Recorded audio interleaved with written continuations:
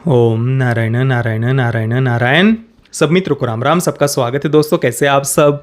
तो दोस्तों आज 23 मई 2024 को मैड मैक्स फिल्म सीरीज की 5वीं film Furiosa a mad Max saga theatre में रिलीज हुई है, भारत में और ऑस्ट्रेलिया में। क्योंकि ये पूरी की पूरी फिल्म सीरीज ही ऑस्ट्रेलियन फिल्म सीरीज है, इस कारण से ऑस्ट्रेलिया में और भारत में भी उन्होंने साथ में ही एक दिन पहले रिलीज़ किया है। अमेरिका में ये कल 24 तारीख को रिलीज़ होने वाली है। इसका जो पहला पार्ट है वो 1979 में 79 में रिलीज़ हुआ था, दूसरा पार्ट 81 में, तीसरा पार्ट 85 में और चौथा part mad max fury road, जो बिना किसी संदेह के इतिहास की अब तक की बनी हुई सबसे बढ़िया एक्शन फिल्म है। और इसमें मैं बिल्कुल भी कोई अतिशयोक्ति नहीं कर रहा। तो वो 2015 में रिलीज़ हुई थी चौथा पार्ट। और ये जो पांचवा पार्ट है Furiosa a mad Max saga, ये 2015 की फिल्म का प्रीक्वल है। यानी फ्यूरियोसा का जो कैरेक्टर हमने 2015 की फिल्म में देखा था, वैसे देखा जाए तो 2015 की फिल्म में भी फ्यूरियोसा का कैरेक्टर ही मेन कैरेक्टर था, मैड मैक्स एक प्रकार से साइड कैरेक्टर था। तो वहाँ पर हमने देखा था कि फ्यूरियोसा जिन माताओं को इमोर्टन जॉय ने बंदी बना करके रखा था, महिलाओं को उन्हें गर्भवती बनाने के लिए, तो उन 5 महिलाओं को लेकर के फ्यूरियोसा इमोर्टन जॉय के किले से, सिटाडेल जिसे कहा गया है, वहाँ से वो लेकर के निकलती है उस हरी भरी जगह पर, ग्रीन प्लेस उसे कहा गया है, जहाँ पर लगभग सभी महिलाएं ही रहती है। तो उस जगह पर जाने के लिए फ्यूरियोसा उन 5 महिलाओं को लेकर के निकलती है। ये 2015 की कहानी थी। तो यहाँ पर 5वीं फिल्म में उससे पहले का घटनाक्रम दिखाया है, फ्यूरियोसा का जीवन, बचपन से लेकर के सिटाडेल तक पहुँचने तक उसके साथ क्या क्या हुआ था, वो सब कुछ हमें Furiosa a mad Max saga में दिखाया गया है। अब देखिए, फ्यूरी रोड 2015 की फिल्म, जब उसने एक इतना ऊंचा बेंचमार्क सेट किया हो मतलब उससे ज़्यादा बढ़िया एक्शन फिल्म आज तक बनी ही नहीं है। देखिए जॉन विक वगैरह ऑब्वियसली बहुत बढ़िया फिल्म है, इसमें कोई संदेह नहीं है, परंतु फ्यूरी रोड की जगह कोई नहीं ले सकता। उस जगह तक अभी तक तो कोई नहीं पहुंचा है। 2015 के बाद में लगभग 9 वर्ष बीत चुके हैं और सफलता तो मिली थी फ्यूरी रोड को, परंतु फिर भी जिस प्रकार की वो फिल्म है, जिस लेवल का एक्शन हमें उसमें देखने को मिला है, जो विजुअल्स हमें उसमें देखने को मिले थे, उस दृष्टि से उतना कलेक्शन तो उसने नहीं किया था। क्योंकि एक तो ये पूरी की पूरी फिल्म सीरीज़ ही ऑस्ट्रेलियन फिल्म सीरीज़ है और उसके जो पहले तीनों पार्ट्स है 79, 81 और 85 के, वो उतने ज़्यादा फेमस नहीं है। उतने क्या मतलब, ज़्यादातर लोगों ने तो पुराने पार्ट्स देखे हुए भी नहीं है। इवन फ्यूरी रोड के सफल होने के बाद भी अधिकतर लोगों ने पुराने तीनों पार्ट्स को नहीं देखा है। मतलब नहीं, 80 के दशक के हिसाब से तो ठीक ठाक थे उसके एक्शन सीक्वेंसेस, पर कुछ बहुत ज़्यादा एक्सेप्शनल हम उन तीनों फिल्मों को पुरानी नहीं कह सकते। तो उस कारण से फ्यूरी रोड के लिए उतनी कुछ ज़्यादा लोगों में ऐसी उत्सुकता नहीं थी 2015 के समय में। तो बहुत सारे लोगों ने उसे मिस कर दिया था थिएटर में देखना। उसका बजट लगभग $180 मिलियन था, $250 मिलियन, और उसने बॉक्स ऑफिस पर $380 मिलियन कमाए थे। मतलब अपने बजट से लगभग 2 गुना कलेक्शन उसने किया था। तो जैसे कि मैंने कहा, जिस लेवल की वो फिल्म थी उतना ज़्यादा कलेक्शन तो उसने नहीं किया था, और उसके पीछे का रीज़न ही यही था कि एक ऑस्ट्रेलियन फिल्म सीरीज़ ज़्यादा कोई वो इतनी फेमस भी नहीं थी। इसी कारण से कई सारे लोगों ने उसे थिएटर में मिस कर दिया था। पर बाद में जिन्होंने फ्यूरी रोड को घर पर देखा OTT पर उसके बाद में बहुत सारे लोगों को लगा कि यार इस चीज़ को मैंने कैसे मिस कर दिया थिएटर में देखना। और इसी कारण से जब अब ये अगला पार्ट आने वाला, रिलीज़ होने वाला था, तो पिछले कुछ दिनों से मैं सोशल मीडिया पर देख रहा था, और कल भी मैंने पिछले 4 ही पार्ट्स का एक कंबाइन करके रिव्यू हमारे मेन चैनल पर मैंने अपलोड किया है। प्रतीक बोराडे जो हमारा मुख्य चैनल है, वहाँ पर मैंने 4 ही पार्ट्स का एक प्रकार से रिकैप अपलोड किया हुआ है। वो वीडियो अगर आपने नहीं देखा तो उसे अवश्य देखना फ्यूरियोसा देखने से पहले, ताकि पिछले 4 ही पार्ट्स की कहानी आपको संक्षेप में पता चल जाए। तो कल भी मैंने कुछ उस वीडियो के नीचे भी कमेंट्स पढ़े कि यार पिछले पार्ट को तो हमने थिएटर में मिस कर दिया था, पर इस बार हमें इसे मिस नहीं करना है। तो बहुत सारे लोग फ्यूरियोसा के लिए बहुत ज़्यादा उत्सुक थे, परंतु क्या ये फिल्म फ्यूरी रोड के लेवल को छू पाई है या नहीं छू पाई? क्योंकि देखिए डायरेक्टर भी यहाँ पर वही है, जॉर्ज मिलर, और ये एक बहुत ही एक्सेप्शनल फिल्म सीरीज़ हम इसे कह सकते हैं, जिसकी शुरुआत से लेकर के अभी 5वें पार्ट तक इसके को प्रोड्यूसर, को राइटर और डायरेक्टर एक ही है, जॉर्ज मिलर। 5 के 5 पार्ट्स को उन्होंने ही डायरेक्ट किया हुआ है, मतलब उनका ही विजन है। उनके द्वारा क्रिएट किया हुआ ही ये एक प्रकार से यूनिवर्स है। तो जब एक ही व्यक्ति के हाथ में फिल्म या फिल्म सीरीज़, वो कैरेक्टर्स, वो कहानी रहती है, तो वो जानते हैं कि उन्हें इस कहानी को कहाँ लेकर के जाना है और वो सही तरीके से न्याय दे पाते हैं। और फ्यूरी रोड को जब आप देखेंगे ना, आपको अंदर से फील होगा कि भाई ये तो जॉर्ज मिलर का एक प्रकार से ड्रीम प्रोजेक्ट ही है। उन्होंने पिछले तीनों पार्ट्स में 80 के दशक में जो वो नहीं कर पाए थे, जो वो बातें दिखाना चाहते थे, बिल्कुल पागलपन, वो सब कुछ उन्होंने फ्यूरी रोड में दिखा दिया था। अब वही डायरेक्टर फ्यूरियोसा को भी डायरेक्ट कर रहे हैं, तो स्वाभाविक सी बात है एक्सपेक्टेशंस तो बहुत ज़्यादा हाई होना बिल्कुल स्वाभाविक सी ऑब्वियस बात है। तो मैं भी आज सुबह बहुत ज़्यादा एक्सपेक्टेशंस के साथ में इस फिल्म को देखने के लिए गया था। हालांकि ट्रेलर में कहूँ तो मुझे ठीक लगा था, कुछ बहुत एक्सेप्शनल तो इसका ट्रेलर मुझे नहीं लगा था, परंतु मुझे लगा कि यार चलो यार ट्रेलर है, कुछ ऑब्वियसली उन्होंने ज़्यादा बातें रिवील नहीं की होगी, कुछ और अलग बिल्कुल ही वियर्ड, विचित्र ऐसा हमें इस बार देखने को मिलेगा। और क्रिस हेम्सवर्थ का भी कैरेक्टर है इसमें, तो बहुत सारे एक्सपेक्टेशंस थे। पर फिल्म शुरू होने के बाद में बस मैं देखते जा रहा था, और 2.5 घंटे की ये फिल्म है। देखिए, पहली फिल्म 1.5 घंटे की थी 1979 की, 81 की भी 1.5 घंटे की थी, तीसरा पार्ट 2 घंटे का था, नहीं, तीसरा पार्ट 1 घंटे और 40 मिनट का था। पहली दोनों फिल्में 1.5 घंटे की, तीसरा पार्ट 1 घंटे और 40 मिनट का, और चौथा पार्ट यानी फ्यूरी रोड वो 2 घंटे की फिल्म थी। और यहाँ पर मैड मैक्स सागा, ये 5वीं फिल्म पूरे के पूरे 2.5 घंटे की है। पिछली फिल्मों में तो एक अलग कहानी थी, एक पूरी अलग नई दुनिया उनको बनानी थी, एक अलग यूनिवर्स उन्हें खड़ा करना था, एक डिस्टोपियन फ्यूचर, वहाँ पर कौन सा कबीला कौन सा है, किन किन लोगों ने अपनी अपनी एक अलग सोसाइटी बना करके रखी है, वो कैसे फंक्शन कर रहे हैं, उनके लीडर कौन है, कौन से व्हीकल्स उन्होंने किस प्रकार से मॉडिफाई किया है, बहुत सारी बातें, उनको एक पूरा वर्ल्ड बिल्डअप जिसे हम कहते हैं ना, तो पूरी एक दुनिया, एक अलग यूनिवर्स उन्हें खड़ा करना था।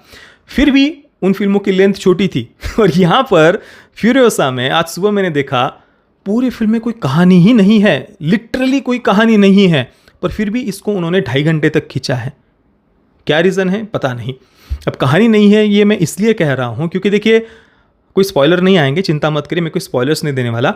जो बातें हमने फ्यूरी रोड में देखी है ना, केवल मैं उतना ही आपको बताता हूँ। फ्यूरी रोड में देखिए, जो फिरोसा का कैरेक्टर था, चार्लिस थेरोन ने वो कैरेक्टर प्ले किया था, वो बताती है मैक्स को कि बचपन में मैं उन कई सारी माताओं की जो एक हरित घाटी कह सकते हैं, ग्रीन प्लेस, हरी भरी जगह, जो कुछ भी आप कहिए, वहाँ पर बचपन में मैं थी, परंतु बाद में मुझे वहाँ से चोरी कर लिया गया था।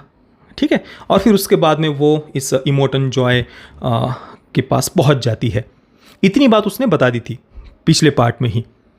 तो वो जो बात उसने बताई थी ना, बस उसी बात को यहाँ पर 2.5 घंटे तक उन्होंने खींचा है। और जब हमें अंत में क्या होने वाला है ये बात पता होती है, तो उसके बीच की जो घटनाएं हैं, जो घटनाक्रम है, वो देखने में उतना उत्सुकता या फिर उतना सस्पेंस या थ्रिल नहीं रहता। क्योंकि देखिए, फ्यूरी रोड को जब हम देख रहे थे तब हमें नहीं पता था कि किस कैरेक्टर के साथ में क्या होने वाला है, मैक्स के साथ क्या होने वाला है, या फिरोसा के साथ में क्या होने वाला है, या उनके साथ 5 महिलाएं थी उनके साथ क्या होने वाला है, कुछ भी नहीं पता था। तो एक थ्रिल था, एक सस्पेंस था, उत्सुकता थी कि भाई अब इतना कुछ हम देख रहे हैं, क्या होगा आगे, किसके साथ क्या होगा, कौन जिएगा कौन मरेगा, कुछ भी हमें पता नहीं था। ठीक है ना, अभी हमें ऑलरेडी पता है फिरोसा जीवित है, तभी तो 2015 की फिल्म की घटनाएं हुई ना, तो उसके साथ तो कुछ होगा नहीं, ये अंदर से पक्की बात थी। तो फिल्म के लीड कैरेक्टर को उसे कुछ होने ही नहीं वाला, और एंडिंग में वो इमोर्टल जॉय के पास ही पहुंचने वाली है। तो जब हमें एंडिंग में क्या होगा वो भी पता है, उसे कुछ होने नहीं वाला ये भी हमें पता है, तो थ्रिल या कुछ अंदर से डर लगना, ये बातें फील ही नहीं हो रही थी फिल्म को देखते हुए। और ऊपर से कोई कहानी में ऐसे ट्विस्ट और टर्न्स भी नहीं थे। शुरुआत में हम देखते हैं कि उसको चोरी कर लिया जाता है उस हरी भरी जगह से। उसके बाद हम जैसे जैसे थोड़ी बहुत हम आगे 10-15 मिनट तक देखते हैं क्या घटनाएं आगे होती जा रही है, और फिर हमें अंदाज़ा आ जाता है कि भाई अब ये फिल्म आगे कहाँ जाने वाली है। तो 2.5 घंटे तक ऐसा कुछ भी अलग एक्सेप्शनल नहीं होता। कुछ बहुत वियर्ड, विचित्र जो बातें हमने इससे पहले के मैड मैक्स के पार्ट्स में देखी हुई थी, ऐसा कुछ भी एक्सेप्शनल, विचित्र, वियर्ड नहीं होता। इससे पहले के सारे पार्ट्स आप उठाकर देख लीजिए, जितने भी विलन्स रहे हैं ना भाई, बहुत ही साइको विलन्स रहे हैं। और यहाँ पर जो क्रिस हेम्सवर्थ का कैरेक्टर है डेमेंटस जो भी नाम है, तो वो भी कुछ बहुत ऐसा याद रखने जैसा नहीं था कैरेक्टर, उसको तुरंत हम भूलना चाहते हैं। क्रिस हेम्सवर्थ की जो पर्सनैलिटी है, पता नहीं वो उस पर सूट नहीं हो रही थी। वो फ़नी बनने का प्रयास कर रहे थे, परंतु ना वो कैरेक्टर फ़नी लग रहा था, ना उससे डर लग रहा था, ना वो साइको लग रहा था। बहुत ही क्या कहे, टेस्टलेस ऐसी जो कोई वो कैरेक्टर हो, कुछ रुचि नहीं बनती, ना उसके बारे में जानना चाहते हैं, ना कुछ हम फील करते हैं। जैसा कि इमोटन जॉय का कैरेक्टर फ्यूरी रोड में, क्या गजब का कैरेक्टर था वो, अभी भी है इस फिल्म में, परंतु यहाँ पर कुछ पिछले पार्ट जैसा प्रभाव नहीं छोड़ पाया है वो पात्र। तो ओवरऑल एक डल ऐसा एक्सपीरियंस मैं इसे कहूँगा।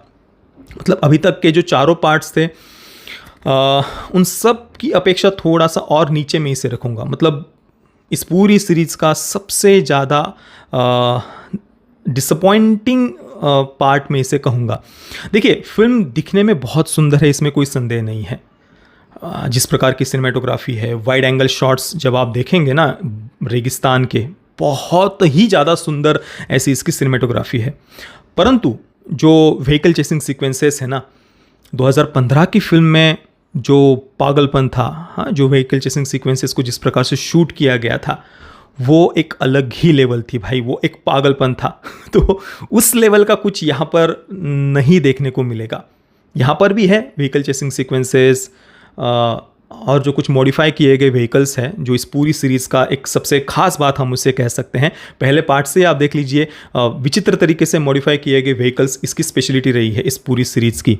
तो पहले चारों पार्ट्स में जो एक विचित्र हमने कई सारे व्हीकल्स देखे थे, वैसा कुछ बहुत ज़्यादा अलग नयापन यहाँ पर नहीं देखने को मिलेगा। है व्हीकल चेसिंग सीक्वेंसेस, मॉडिफाई किए गए व्हीकल्स भी है, परंतु ओवरऑल सीरीज बिल्कुल ओवरऑल फिल्म हमें डल लगती है। आज मैंने जब 2 बार इस फिल्म को देखा, सबसे पहले अंग्रेज़ी में देखा, उसके बाद में हिंदी में देखा। दोनों ही बार मैंने देखा, ऑडियंस बिल्कुल शांत थी, कुछ किसी को फील हो रहा हो, कुछ बहुत इन्जॉय किए जा रहे हो वो एक्शन सीक्वेंसेस ना, बिल्कुल शांत थी ऑडियंस 2.5 घंटे तक। जाते जाते थोड़ा सा हिंदी डबिंग के बारे में अगर मैं बताऊं तो हिंदी डबिंग तो नाम था, पर ज़्यादातर आपको उर्दू उपयोग ही ट्रांसलेशन में सुनने को मिलेगा, और कई सारी जगहों पर ट्रांसलेशन थोड़ा सा और बेटर हो सकता था, ऐसा लगता है। ओवरऑल ठीक था हिंदी डबिंग, मतलब आवाज़ तो मैच हो रही थी, परंतु ट्रांसलेशन मुझे उतना कुछ खास पसंद नहीं आया। जिस प्रकार से kingdom of the war, planet of the apps जो हमने देखी, उसकी हिंदी डबिंग बहुत ही ज़्यादा गजब की थी। वहाँ पर मैंने अलग से आपको कहा था कि भाई इसको तो हिंदी में ही आप अवश्य देखना, बहुत ज़्यादा बढ़िया थी उसकी हिंदी डबिंग, और बहुत शुद्ध हिंदी का भी उन्होंने उपयोग किया था, पर वैसा कुछ यहाँ पर नहीं था। कुल मिलाकर डिसअपॉइंटिंग, निराशाजनक मैं इस फिल्म को कहूँगा। दिखने में हाँ अच्छी थी, पर 2015 के लेवल के एक्शन सीक्वेंसेस, चेसिंग सीक्वेंसेस आप एक्सपेक्ट मत करना। इवन CGI या फिर जो व्हीकल्स वगैरह जो कुछ भी उन्होंने दिखाए हैं, वो 2015 की फिल्म इससे कई गुना ज़्यादा रिच लगती है। अब 9 वर्ष बीत गए हैं तो विजुअल्स और ज़्यादा इम्प्रूव होने चाहिए थे, पर पता नहीं क्यों वो हमें और ज़्यादा डल ही इसमें लगते हैं। तो मैं फ्यूरियोसा मैड मैक्स सागा को दूंगा 6 out of 10 stars. Parental guidance की बात करें तो देखिए, थिएटर में तो इसे A सर्टिफिकेट के साथ रिलीज़ किया गया है, पर फिल्म में ऐसी कोई डायरेक्ट न्यूडिटी नहीं है जो फ्यूरी रोड में थी, तो यहाँ पर नहीं है। शायद होगी भी तो कट कर दिया होगा, तो पता नहीं। वैसे फिल्म देखते हुए मुझे फील नहीं हुआ कि कोई सीन उन्होंने कट किया है, तो यहाँ पर कोई सेक्स न्यूडिटी नहीं थी। वायलेंस ऑब्वियसली है, काफ़ी सारा वायलेंस इसमें है, तो बच्चों की दृष्टि से तो ऑब्वियसली फिल्म सही नहीं है। बाकी आप में से जिन मित्रों ने फ्यूरियोसा को देखा है, तो आपका अनुभव कैसा रहा? इस पूरी की पूरी सीरीज़ में सबसे ज़्यादा बढ़िया फिल्म ऑब्वियसली फ्यूरी रोड ही है, परंतु आपकी दृष्टि में सबसे बढ़िया फिल्म कौन सी है, या और फ्यूरियोसा आपको कैसी लगी, ये मुझे आप नीचे कमेंट में अवश्य बताना। बाकी अगर आपको इसका पूरा रिकैप जानना है, तो कल मैंने जो हमारे मेन चैनल पर वीडियो अपलोड किया है, उसे आप ज़रूर देखना। ये वीडियो देखने के लिए आप सभी मित्रों का बहुत बहुत धन्यवाद। जय श्री राम, वंदे मातरम।